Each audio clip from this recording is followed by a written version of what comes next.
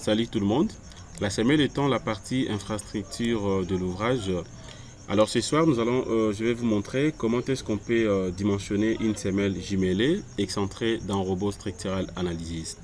Voilà, donc c'est ce que nous allons faire aujourd'hui. Alors déjà, ce qu'il faut savoir dans la pratique, toutes les semelles ne sont pas toujours centrées.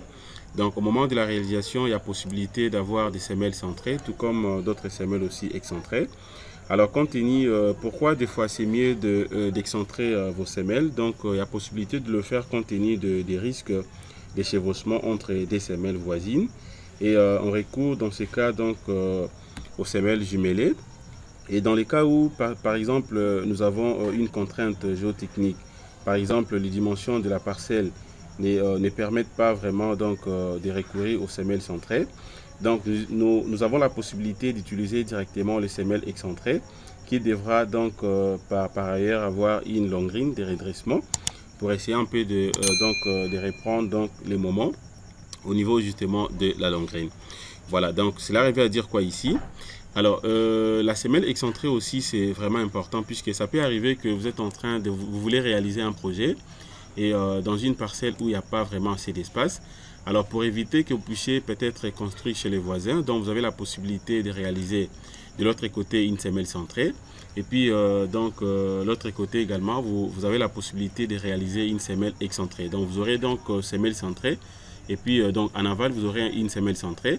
Donc, disons en amont, vous aurez une semelle centrée. En aval, vous aurez une semelle excentrée. Alors, les deux semelles maintenant sera reliées justement par ce que nous appelons une poutre de redressement ou longrine de redressement. Voilà, donc pour essayer un peu de pallier les problèmes de chevauchement également, surtout beaucoup plus si la distance entre deux colonnes, par exemple, n'est pas donc vraiment grande. Donc, vous avez la possibilité aussi d'utiliser ce genre de semelles jumelées.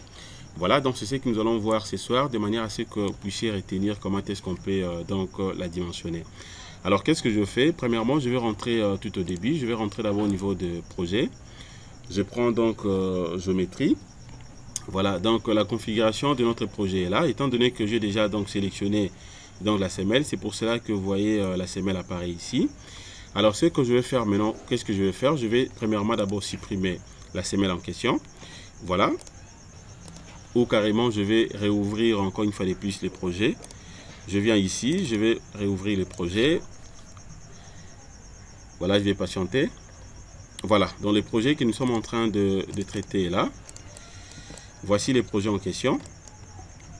Alors, je vais premièrement d'abord cacher, je cache d'abord la section de mes profilés, la section de mes colonnes et autres. Voilà, là maintenant je vais premièrement sélectionner d'abord quelles sont les semelles que je vais dimensionner ici. Je supprime d'abord les nez isolés, j'ai des nez isolés ici, je prends ça, je supprime nez isolés.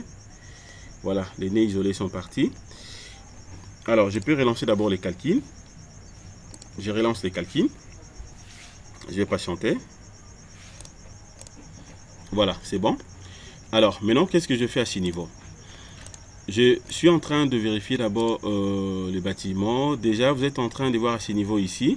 Donc, j'ai des colonnes rapprochées. La distance entre les deux colonnes, ça fait 1 mètre. Voilà, la distance entre les deux colonnes que vous êtes en train de voir ici, ça fait donc 1 mètre. Alors, au moment de prédimensionnement, supposons par exemple, je vais réaliser donc l'ouvrage avec des sections, donc j'ai des semelles, des sections carrées, ça 50 x ça 50, donc disons 1,50 m x 1,50 m. Déjà, ces niveaux ici, dans la moitié, ça fera justement donc 75. De la moitié 75, je serai quelque part ici. De l'autre côté également 75, ça fait je peux tomber quelque part ici. Alors, il y aura chevauchement entre donc entre les deux semelles, première semelle ainsi que la deuxième semelle. Je risque d'avoir chevauchement ici. Alors pour éviter à ce que je puisse avoir chevauchement, alors là je peux directement donc faire recours à ce que nous appelons la semelle jumelée. Je peux réaliser tout simplement une semelle jumelée ici, autrement dit donc semelle sous poteau, de manière à ce que donc les deux poteaux se reposent sur une même semelle. Donc c'est ce que je vais faire. Alors je m'en vais d'abord sur vie. Qu'est-ce que je fais à ce niveau? Je peux cacher d'abord les sections de mes profilés. Je vais sélectionner tout simplement le nœud en question. Je sélectionne d'abord le nœud de première colonne. Et puis je vais sélectionner aussi le deuxième nœud.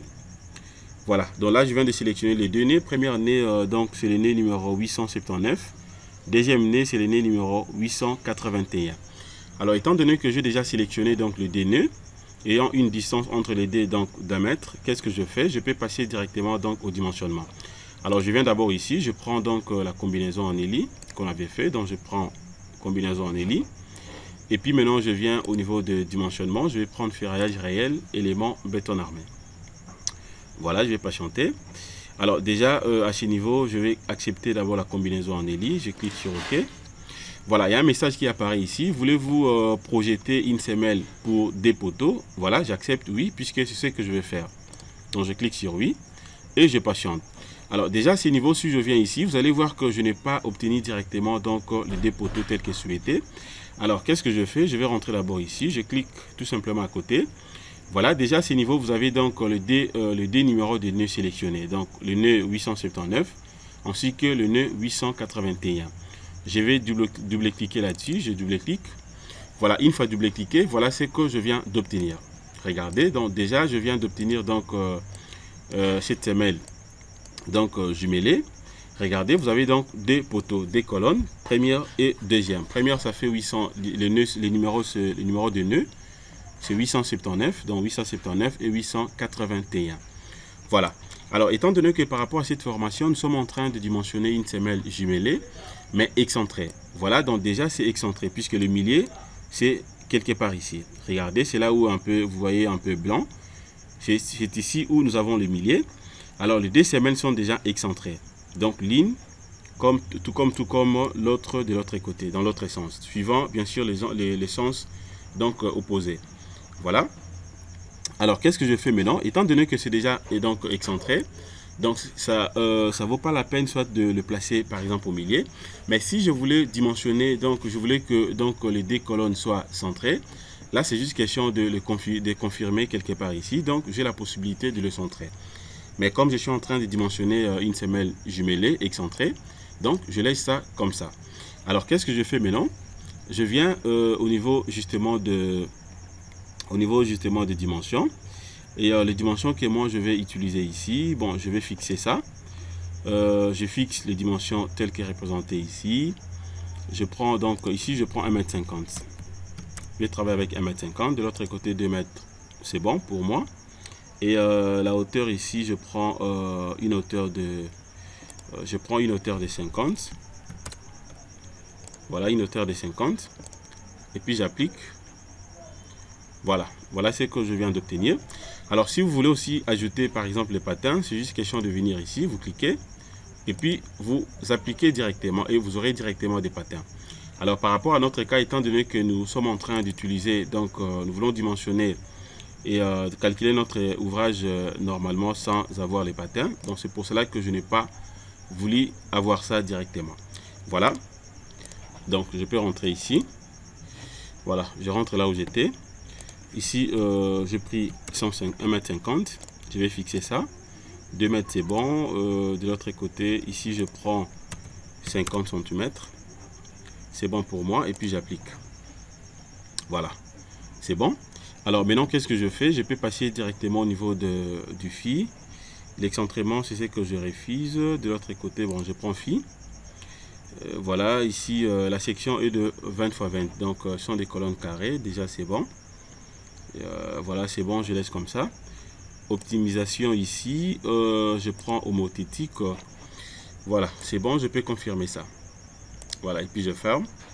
Donc voici la configuration de la semelle jumelée que je suis en train de dimensionner. Alors maintenant, je peux faire quoi également? Ça, je ferme déjà. Je viens au niveau de paramètres de l'étage. Fissuration préjudiciable, millier non agressif, c'est bon. Et puis je viens au niveau de options de calcul. Bon, je peux le faire rapidement puisque c'est très simple. Béton, je prends béton 25, 2500 kg par mètre cube. Diamètre qui prédomine 20, c'est bon. Et puis haute adhérence 400. Les barres, je prends 14 et 16 et 20. Voilà, armature transversale ici, je prends donc haute adhérence 400, 6 et 8. Armature additionnelle, je vais prendre donc la même section que l'acier longitudinal, 14, 16 et 12. Ici, je vais prendre 12. Je réfise 20, je prends 12. Voilà, c'est bon. OK. Alors, je prends maintenant disposition de ferraillage. Au niveau de la disposition de ferraillage ici, je vais faire quoi? Je viens d'abord au niveau de l'option avancée. Voilà, ici, je n'ai pas des éléments modifiés ici. Voilà, donc je laisse comme ça. Alors, je clique directement sur Fille. Je prends déjà un modèle. Barre d'attente ici. Barre d'attente ici, donc ça fera 0,70. Voilà, 0,70. Puisque si vous prenez, je peux calculer ça d'abord. Je vérifie, je crois que c'est 0,70.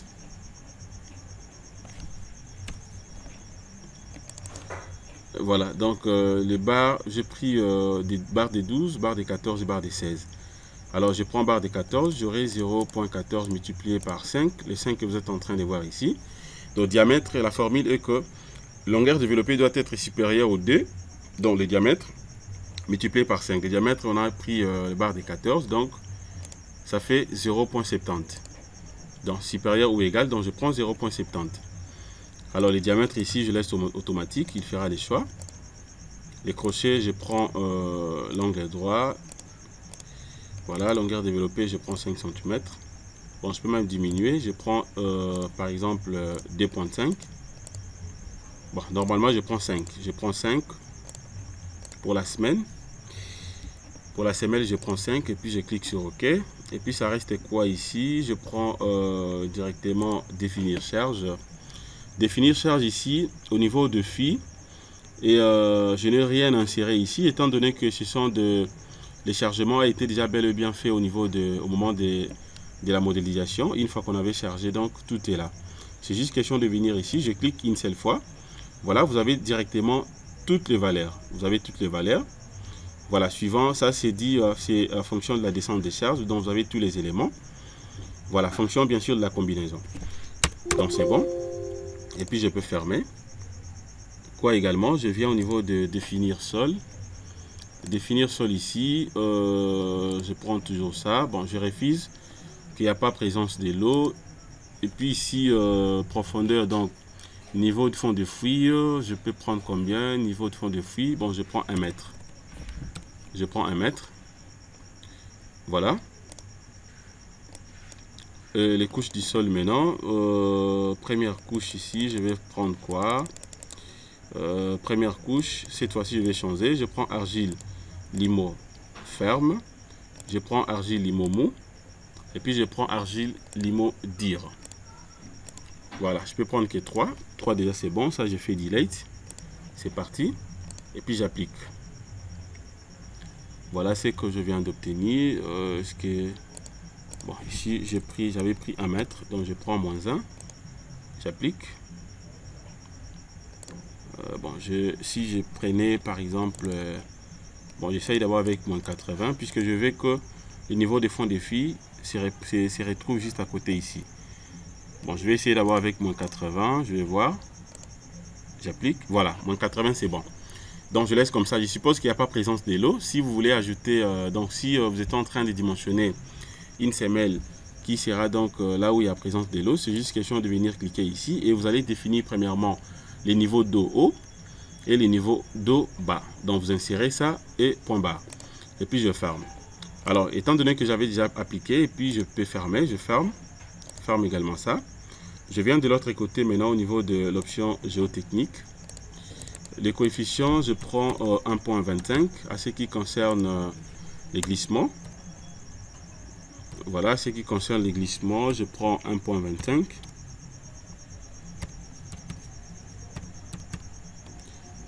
De l'autre côté aussi, à ce qui concerne les renversements, 1.25. La contrainte, je vais calculer des laboratoires et je clique sur OK. Voilà, c'est tout. Je vais prendre d'abord analyse, paramètres de dessin. Description, je vais cocher tous les paramètres pour avoir la légende au grand complet. Voilà, et puis c'est tout. Je vais lancer d'abord les calculs. Je lance les calculs pour voir ce que le logiciel va me donner. Voilà, donc le logiciel vient de calculer pour moi. Voilà, donc déjà c'est bien. Et voilà ce que je viens d'obtenir. C'est-à-dire qu'à ce niveau ici, j'ai donc découpe. Vous avez donc une coupe longitudinale ainsi qu'une coupe transversale. Voilà, mais étant donné que la structure n'est pas complètement chargée, regardez les espacements que je viens d'obtenir ici. Voilà, je peux d'abord aller voir ça très bien au niveau de plan de ferraillage. Et les barres d'attente, c'est toujours, j'ai utilisé, il a pris donc le diamètre barre des 12, inférieur dans la direction de JY, toujours barre des 12, transversale barre des 6, voilà, et barre des 12. Donc c'est bon, il n'y a pas de problème. Voilà, donc je vais essayer un peu d'harmoniser donc l'espacement. Voilà. Alors je peux changer maintenant l'orientation. Étant donné que mes colonnes, j'ai des sections carrées, je vais essayer un peu d'uniformiser ça. Je modifie à partir de définir dimension. À ce niveau, au niveau de la géométrie, je peux prendre également dans l'autre direction, je prends toujours un point 1,50 m. 1,50 m. Voilà, je confirme. Voilà, je vais patienter. Voilà, 1,50 m c'est bon. Regardez ici. Et puis maintenant, qu'est-ce que je fais? Je vais rentrer aussi au niveau de disposition de ferraillage. Voilà, je prends donc semelle.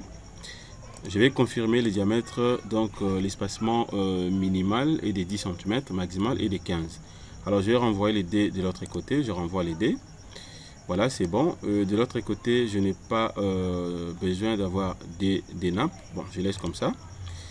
Alors, ce qui concerne la forme des crochets, je prends 90-90, c'est bon. Et je relance les calculs. Je vais voir d'abord ce que j'aurai cette fois-ci. Voilà, c'est bon. Regardez maintenant ce que je viens d'obtenir. L'espacement, tout est bien. Je peux rentrer ici pour voir ça encore une fois de plus. Regardez, ça je peux fermer. Voilà. Voilà, regardez ce que je viens d'obtenir. Donc là, c'est très bien. Hein. C'est bien, c'est vraiment beau à voir. Je peux, si vous voulez, vous avez la possibilité aussi de diminuer soit la longueur des crochets. Voilà. Je vais modifier la longueur développée des crochets. Donc je peux rentrer ici. Alors je peux prendre même 2,5 cm. Ou carrément je prends 3 cm. Voilà, je peux prendre pour les cas de la semelle, je peux prendre, ça varie entre 4 à 5 cm. Bon, je prends 4 cm. Voilà, et je vais confirmer encore à nouveau et je relance les calculs. Je vais voir ce que j'aurai. Voilà, donc là c'est bon. Regardez ce que je viens d'obtenir. Alors je peux vérifier d'abord la semelle vie. La semelle est là. Semelle résultat. Donc vous avez donc tous les éléments. Ça concerne tout simplement donc la contrainte au niveau de diagramme des contraintes dans les sols. Donc vous avez tous les éléments, c'est très bien. Et plan de ferraillage, c'est ce que nous venons de voir. Et puis la note des calculs, c'est de l'autre côté. Regardez, donc tout est là. Vous avez dans tous les éléments. Alors, je peux aussi insérer par exemple le lit supérieur. Si vous voulez avoir des nappes, je peux le faire, c'est facile aussi. Je vais rentrer au niveau de disposition de ferraillage. Je prends semelle, je clique au niveau de avancer. D'abord ici, je vais confirmer, je prends oui. Et puis de l'autre côté, je prends barre des 12. Ici également barre des 12. Je vais uniformiser mes espacements. Voilà, je clique sur OK et je lance les calculs.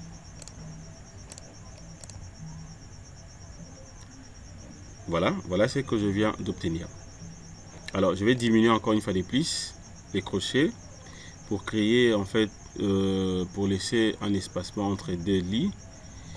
Je prends ça. Cette fois-ci, maintenant, je prends 2,5. Voilà, je sais que la limite normalement c'est 4 cm. Bon, je le fais exprès. Je prends d'abord 2,5. Je vais voir ce que j'aurai. Je clique là-dessus et puis je vais voir. Voilà, ça c'est le plan d'exécution. Donc vous avez tous les éléments.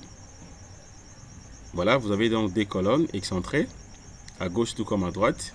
De l'autre côté, vous avez donc les éléments. À ce niveau ici, étant donné que le plan d'exécution n'est pas vraiment lisible, j'ai la possibilité d'enlever d'autres corps d'écriture pour essayer un peu de diminuer en fait la légende de manière à ce que le plan soit vraiment très bien visible.